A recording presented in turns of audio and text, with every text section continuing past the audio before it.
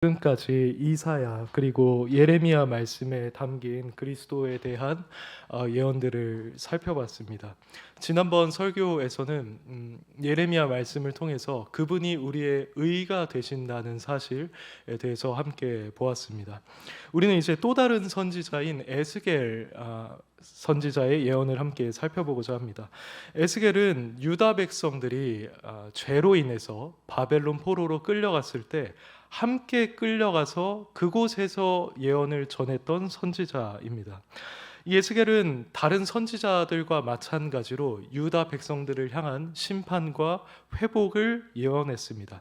그래서 에스겔 초반부에는 주로 유다 백성들의 죄를 지적하고 책망하는 내용이 주를 이루고 있지만 후반부로 가면은 이들에 대한 회복, 희망이 더 많이 예언되고 있습니다. 그러므로 오늘 본문이 속해 있는 이 34장은 회복의 예언의 맥락 가운데 있는 말씀인 것입니다. 그런데 여기서 우리가 기억해야 할 것은 이사야나 예레미야나 이 유다 백성들의 회복에 대해서 예언을 할 때 항상 메시아에 대한 예언을 이 예언들 가운데 포함시켰다는 사실입니다. 하나님의 백성들의 궁극적인 회복은 다름 아닌 메시아를 통해서 이루어질 것이기 때문에 이것은 어쩌면 당연한 현상이라고 할 수 있을 것입니다. 에스겔도 이 패턴을 동일하게 따르고 있습니다. 그래서 오늘 본문 23절을 보시면 메시아를 예언하고 있습니다. 내가 한 목자를 세워 그들 위에 세워 먹이게 하리니 그는 내 종 다윗이라고 말하죠. 우리가 일반적으로 알고 있는 다윗은 이 시점에서 이미 죽고 없었다는 점을 고려했을 때 우리는 여기서 말하는 다윗이 다윗의 혈통으로 올 메시아다라고 정당하게 추론할 수 있습니다. 그런데 이 메시아는 목자가 된다라고도 말하죠. 보통 이 시대의 목자라는 말은 백성들을 다스리는 왕이나 또 지도자들을 가리키는 그런 말이었습니다. 우리는 34장 1절 이하에 있는 말씀들을 봤을 때 당시 유다 백성들을 다스리던 왕, 관리, 제사장, 선지자들이 지도자로서의 역할을 제대로 하지 못했다는 사실을 확인하게 됩니다. 3절에서 보여주듯이 그들은 양떼를 먹이지 않았고요. 4절에서 보여주듯이 그들은 양들에 대한 의무를 이행하지 않았습니다.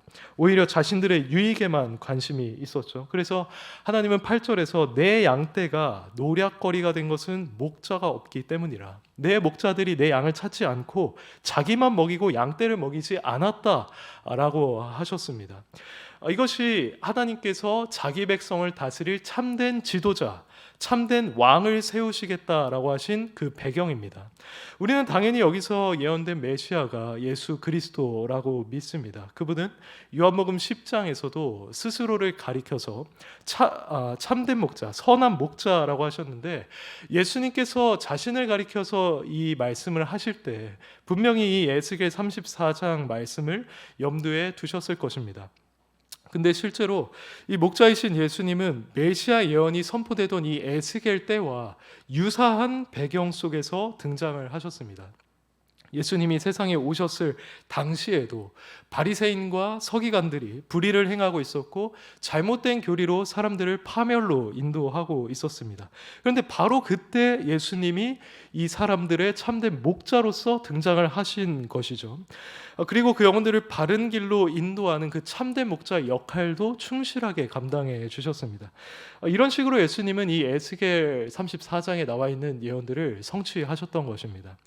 이처럼 예수님이 에스겔에서 예언된 참된 목자라는 사실이 너무나 분명한데 그렇다면 이 사실이 이 자리에 있는 우리에게 시사하고 있는 바가 무엇입니까? 저는 오늘 본문 22절부터 24절까지만 읽기는 했지만 목자에 대해서 말하고 있는 이 34장 전체에 걸쳐서 성도님들과 세 가지만 살펴보고자 합니다.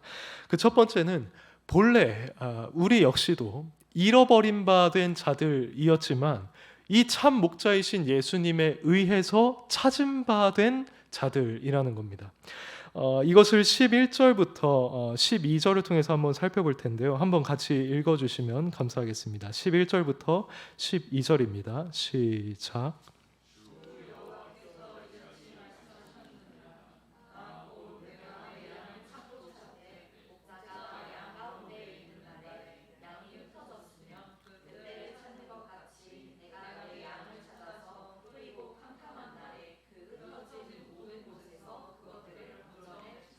아멘. 여기서 하나님께서는 양들에게 관심이 없는 목자들을 비판하시면서 자신이 직접 양들을 찾아내실 것이라고 말씀하십니다. 그런데 이 말씀은 우리가 복음적인 관점에서 좀 살펴보면 하나님께서 자신의 아들 예수 그리스도를 통해서 양들을 찾아내시겠다는 뜻으로 해석하는 것이 옳습니다. 실제로 예수님께서 세리장인 삭개오를 만나신 적이 있었죠. 그리고 삭개오가 회심을 했을 때 그에게 이렇게 말씀하셨습니다. 인자가 온 것은 잃어버린 자를 찾아 구원하려 함이니라고 했습니다. 그러니까 이 말씀에 따르면 예수님은 잃어버린 바 되었던 그 삭개오를 찾으시기 위해 여리고에 들어가셨던 것이라고 볼 수 있습니다. 또 예수님은 자신의 제자들을 통해서도 이 일을 수행하셨죠. 마태복음 10장 6절에서 제자들에게 복음을 전하라고 명하시고 그들을 파송하시면서 하셨던 말씀이 이스라엘 집에 잃어버린 양에게로 가라고 말씀하셨습니다. 그러니까 예수님은 공생애 가운데서 이 잃어버린 바 된 양들을 찾는 일을 열심으로 수행하셨던 겁니다. 여기서 잃어버린 자다라고 하는 말은 하나님과 관계가 단절된 자, 그래서 영적으로 방황하고 상실된 상태에 있으며 그에 따라서 결국엔 파멸할 수밖에 없는 자를 가리키는 말입니다. 예수님께서는 이런 자를 찾으셔서 하나님과의 관계를 회복시키시고요, 영적으로 방황하는 그 생활을 종식시키시고 영혼의 참된 감독자 그리고 목자가 되어 주십니다. 그래서 베드로가 베드로전서 2장 25절에서 이런 말씀을 했죠. 너희가 전에는 양과 같이 길을 잃었더니 이제는 너희 영혼의 목자와 감독 되신 이에게 돌아왔느니라고 했습니다. 그러므로 우리가 현재 예수 그리스도를 믿고 있는 자들이라고 한다면 우리 역시도 우리에게도 이러한 일이 일어났다고 볼 수 있습니다. 본래 우리도 철저하게 잃어버린 바 된 자들이었습니다. 우리도 하나님을 떠나서 영적으로 방황하였고요, 하나님과 단절돼서 결국에는 죽음과 지옥에 이를 수밖에 없는 존재였습니다. 뿐만 아니라 이 에스겔 말씀이 선포되고 있던 그 배경처럼 우리도 참된 목자를 지니고 있지 못했었습니다. 엄밀히 말하자면 우리의 목자는 마귀였고 죄였습니다. 그것들이 우리의 삶을 주관했고 우리의 방향을 인도했습니다. 하지만 그 목자는 우리를 파멸로 인도할 뿐이었습니다. 우리에게 진리와 생명이라고는 조금도 가르쳐 줄 수 없는 그런 목자였죠. 근데 한편으로 이것을 우리가 조금 현실적인 관점에서 생각했을 때는 어떻습니까? 인간이라면 누구나 자신의 삶 속에서 영향을 미치는 존재들을 자신의 목자로 여기고 따르기 마련입니다. 여기에 해당되는 자들은 그의 부모가 될 수도 있고요, 존경하는 인물이 될 수 있습니다. 아니면 세상의 가치관도 해당될 수 있겠죠. 근데 이러한 존재들은 비록 악한 목자처럼 우리에게 해를 미칠 의도가 없다고 할지라도 우리를 하나님께로 인도할 수는 없었습니다. 그들이 우리에게 지혜를 줄 수는 있었고 우리에게 현실을 살아갈 수 있는 어떤 현실에서 우리가 바라는 바를 충족시켜 줄 수는 있었겠지만 영적으로 길을 잃었던 우리를 바른 길로 인도해 줄 참된 목자는 결코 되지 못했습니다. 그러나 우리가 지금 믿고 있는 예수님, 그 예수님께서는 이렇게 우리가 악한 목자 그리고 공허한 목자에게 속해 있음을 아시고 직접 우리를 찾아와 주셨습니다. 그리고 우리가 필요로 하는 진정한 목자가 되어 주셨습니다. 그분은 여러 사꾼들처럼 우리를 통해서 유익을 구하려고 하는 그러한 존재가 아니십니다. 오히려 우리를 위해 자신의 목숨까지 버리는 선한 목자이십니다. 그분은 우리로 하여금 영적인 방황을 마치게 해주셨고요, 하나님과의 관계도 회복시켜 주셨습니다. 그분이 자신을 일컬어서 나는 길이요 진리요 생명이니 라고 하신 것처럼 길을 잃고 방황하던 우리에게 참된 길이 되어주셨습니다. 여기서 저희가 중요하게 생각해야 할 핵심은 우리가 그분을 찾은 것이 아니라 그분이 우리를 찾아오셨다라는 겁니다. 이것이 우리에게 있어서 얼마나 감사한 일인지 모릅니다. 광야에서 한 양이 방황하고 있다라고 했을 때 그 양은 자기 스스로의 힘으로 주인에게 돌아갈 수가 있습니까? 그럴 수 없습니다. 이 부분에 있어서 양은 전적으로 무능합니다. 양은 목자의 은혜와 그리고 돌봄과 인도가 필요한 존재입니다. 그런데 우리가 바로 이 양과 같았습니다. 우리 자신의 힘으로는 이 영적인 진리를 결코 발견할 수 없었습니다. 우리가 하고 있던 그 영적 방황도 우리의 힘으로는 결코 종결할 수가 없었습니다. 하나님과의 관계도 우리의 힘만으로는 회복할 수가 없었습니다. 그러나 창세 전부터 우리를 자신의 양으로 알고 계시던 그분께서 이 땅에 오셨고 정해진 때 우리를 찾아와 주셨고 우리를 자신의 양으로 불러주셨습니다.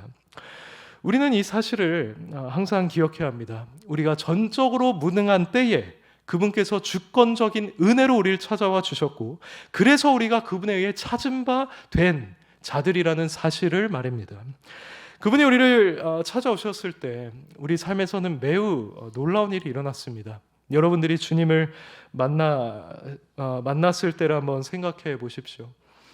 그분은 여러분들로 하여금 진리를 깨닫게 해주셨습니다. 그리고 이 세상이 공허하다는 것을 알게 해주셨죠. 내세에 약속된 그 천국이 실제라는 사실에 대한 믿음도 여러분에게 주셨습니다. 그리고 그분이야말로 진정한 목자라는 사실도 여러분에게 깨닫게 해주셨습니다. 이런 놀라운 일이 우리에게 일어났다는 겁니다. 근데 이런 일은 다름 아니라 우리를 미리 알고 있었던 그리고 우리를 찾아오셨던 그분의 은혜로 말미암아 이루어진 일이라는 겁니다. 그분은 잃어버린 양을 찾는 지극히 그를 아끼고 사랑하는 마음으로 저와 여러분을 찾아오셨습니다. 그러므로 우리는 항상 이렇게 우리를 기억하시고 찾아와 주신 그리고 영적인 방황에서 건져주신 그분의 주권적인 은혜에 항상 감사와 영광을 돌려야 마땅할 것입니다. 그런데 목자에 대해 예언한 이 에스겔 34장은 이렇게 우리를 찾으신 분께서 특별히 우리에게 해주시는 일이 있다고 합니다. 이게 오늘 제가 나누고 싶은 두 번째 요점인데요. 그것은 곧 우리를 영적으로 먹여주신다라는 겁니다. 이것은 본문 34장 13절부터 14절에 나와 있습니다. 이것도 한번 읽어주시기를 바랍니다. 내가 시작.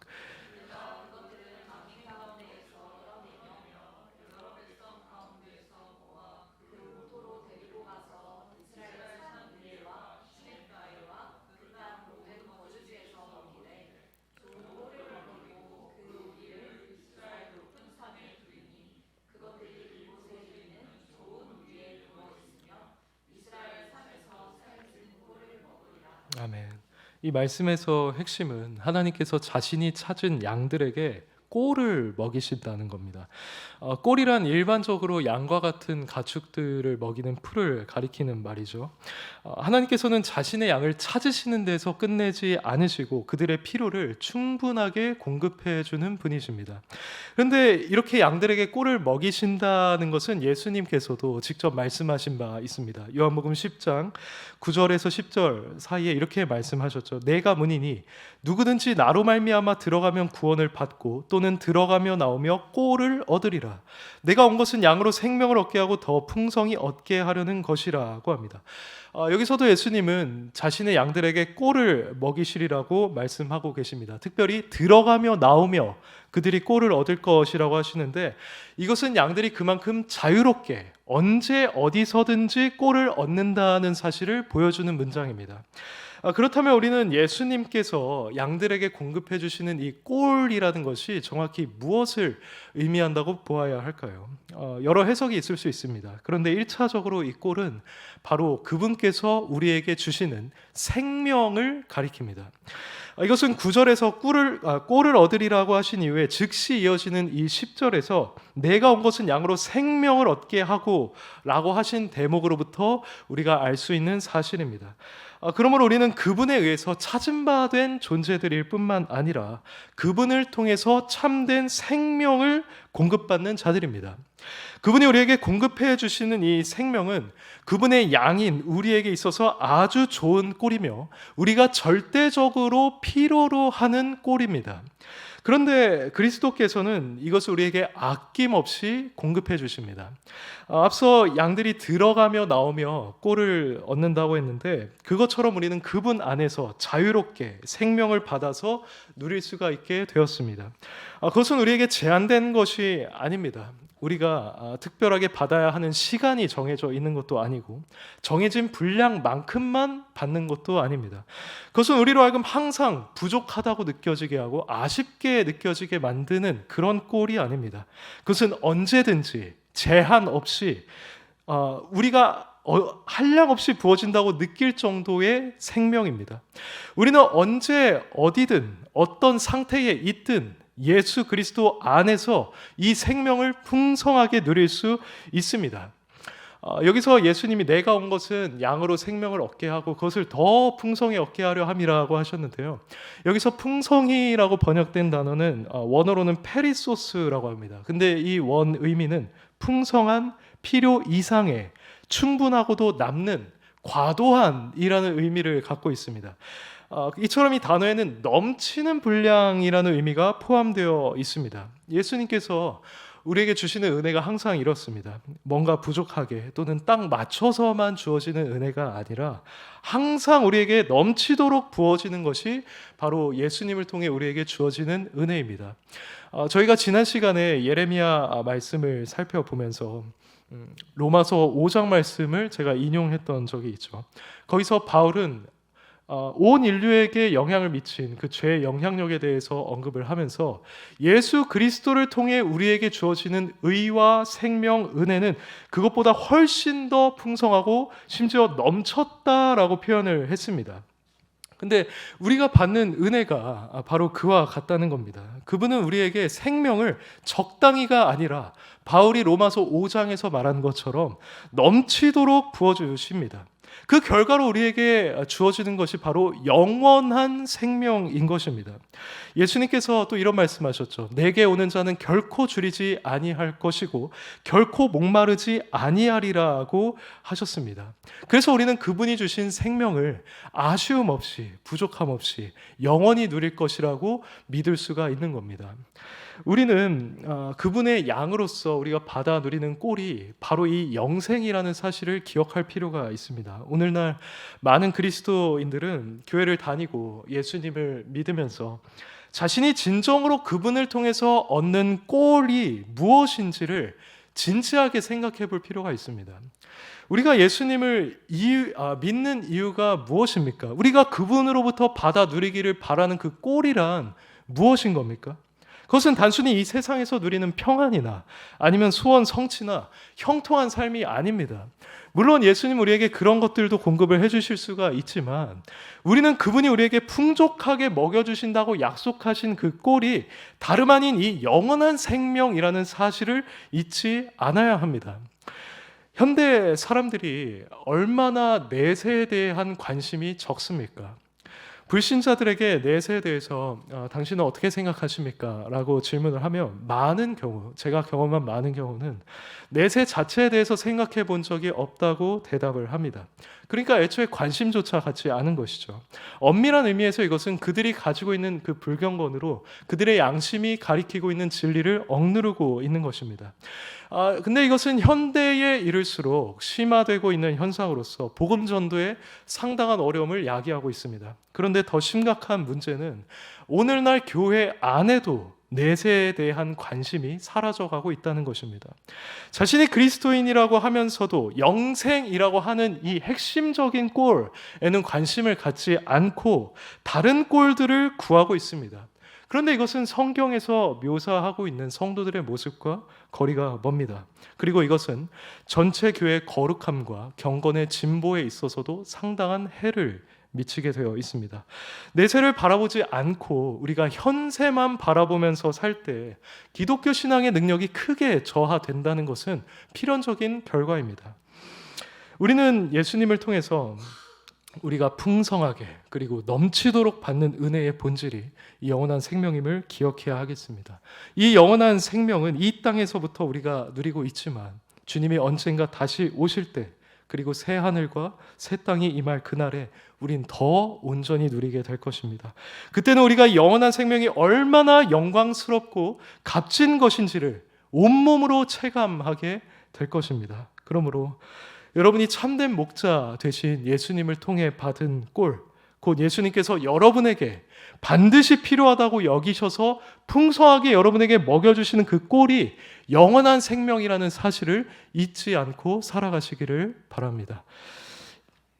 이제 한 가지 요점만 더 살펴보고 말씀 맺겠습니다. 지금까지 우리는 예수님이 우리를 찾아주셨다는 것과 그리고 그분이 우리에게 꼴을 먹여주신다는 것을 생각해 봤습니다.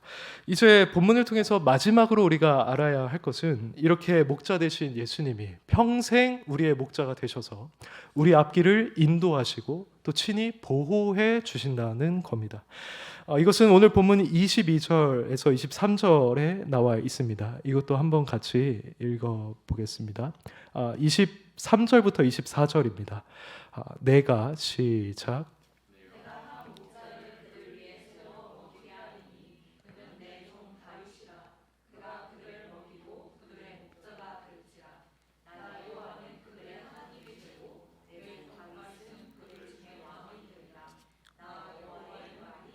아멘.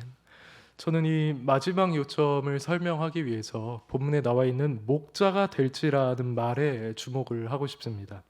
그리스도께서 우리의 목자가 되신다는 것은 앞서 말씀드린 것처럼 우리를 찾고 또 우리를 먹이시는 분이라는 뜻도 포함이 되지만 항상 우리를 인도하시고 또 보호하신다는 의미도 내포되어 있습니다.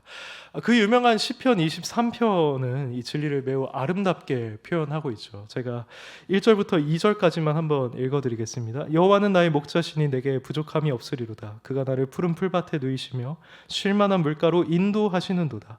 내 영혼을 소생시키시고 자기 이름을 위하여 의의 길로 인도하시는도다 라고 했습니다. 느끼셨겠지만 1차적으로 여기서 반복되는 말, 강조되는 말은 그분이 우리를 인도하신다는 겁니다.